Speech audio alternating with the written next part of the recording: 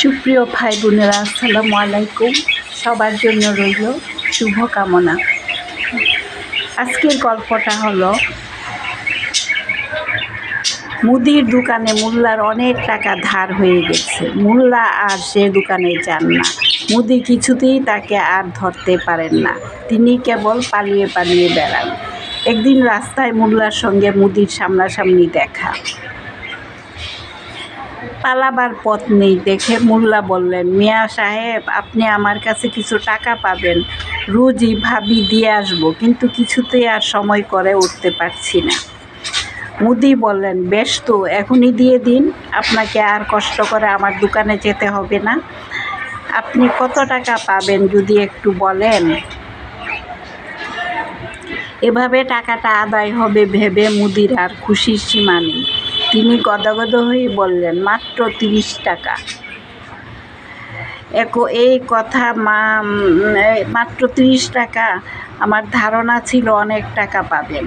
আপনাকে এই মাসে 15 টাকা আর আসছে মাসে 15 টাকা দিলে আর কত পাবেন?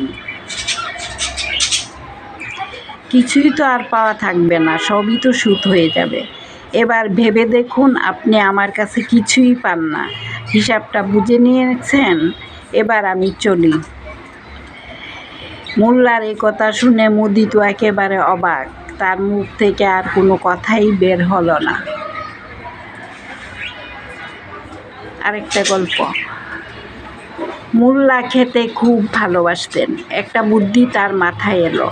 বাজারের মাঝখানে একটা টিভির উপর দাঁড়িয়ে বক্তৃতার ঢঙে তিনি বলতে লাগলেন, আমার স্বদেশবাসী বন্ধুগণ, আমার কথা মন দিয়ে শুনুন। আল্লাহ আমাকে তার দূত রূপে এই দুনিয়ায় পাঠিয়েছেন। আচ্ছা, তিনি আপনাকে পাঠিয়েছেন, তিনি আপনাকে কী সংবাদ বিতরণের জন্য পাঠিয়েছেন? একথা বললেন কাজী, যিনি সেখানে উপস্থিত ছিলেন।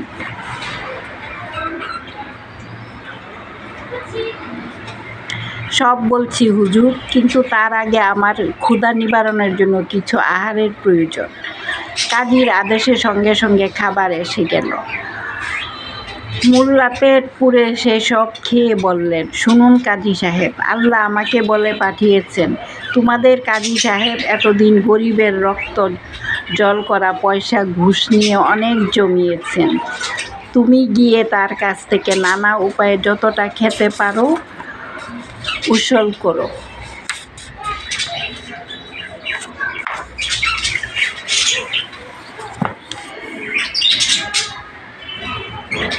মোল্লার বাড়ির আরেকটা গল্প না। মোল্লার বাড়ির পাশে এক বুড়ি বাস করতেন। তাকে এবং তার নাতিকে দেখতে এত কিম্বৎকার ছিল যে তাদের দেখলেই লুটে পালিয়ে যেত।